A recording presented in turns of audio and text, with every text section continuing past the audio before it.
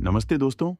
आज हम दर्शन शास्त्र की एक ऐसी शाखा के बारे में बात करने वाले हैं जो सदियों से लोगों के बीच विवाद का बड़ा मुद्दा बनी हुई है। तो बने रहिए वीडियो के अंत तक।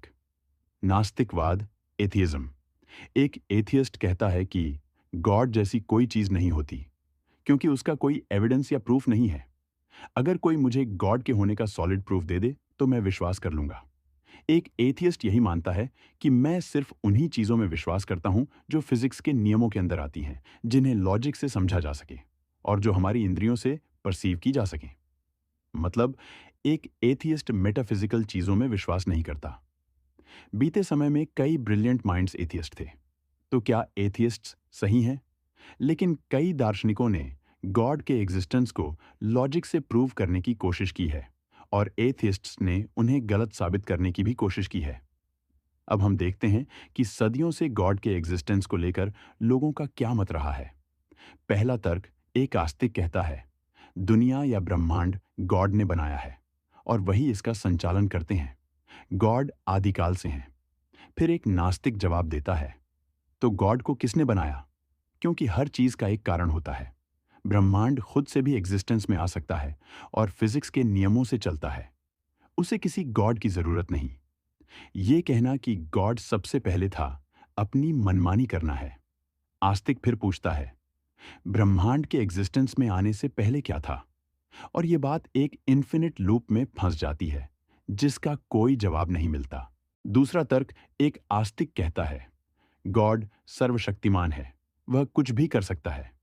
नास्तिक जवाब देता है अगर गॉड ट्रूली ऑमनिपोटेंट है तो क्या वह एक ऐसा पत्थर बना सकता है जिसे खुद भी न उठा सके?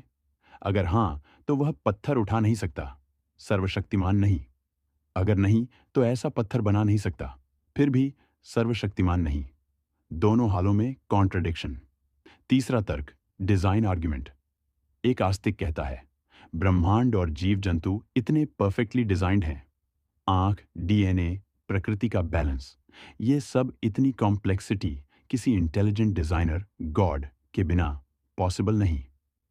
नास्तिक जवाब देता है अगर परफेक्ट डिजाइन है तो फ्लॉज क्यों?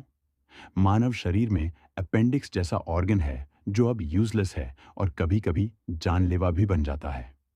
ब्रह्मांड का 95% हिस्सा डार्क मैटर और एम्प्टी स्पेस है। अगर लाइफ के लिए डिजाइन किया गया था तो इतना वेस्टेज क्यों? ये सब एवोल्यूशन से एक्सप्लेन हो जाता है, परफेक्ट क्रिएटर से नहीं। चौथा तर्क, एक आस्तिक कहता है गॉड बहुत दयालु और न्यायप्रिय है। नास्तिक जवाब देता है अगर गॉड दयालु है तो दुनिया में इतनी गरीबी क्यों? इतने अनाथ बच्चे क्यों? वो मासूम बच्चे जो बचपन में ही भयानक बीमारी का शिकार हो जाते हैं, गॉड उन्हें क्यों नहीं बचाता? क्या हम ऐसे गॉड को दयालु कह सकते हैं?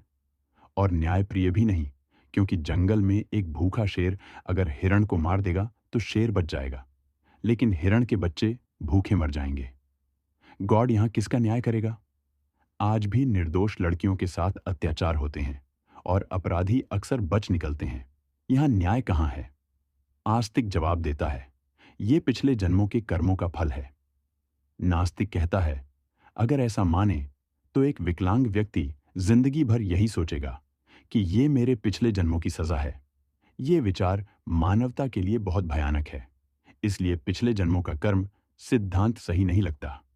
और इसी तरह आस्तिक और नास्तिक के बीच सदियों से विवाद चलता आ रहा है, लेकिन कोई भी जीतता नहीं, क्योंकि ये एक भूल भुलैया की तरह है जिसमें हम फंसे रहते हैं और एक दूसरे को गलत साबित करने में पूरा जीवन बिता देते हैं।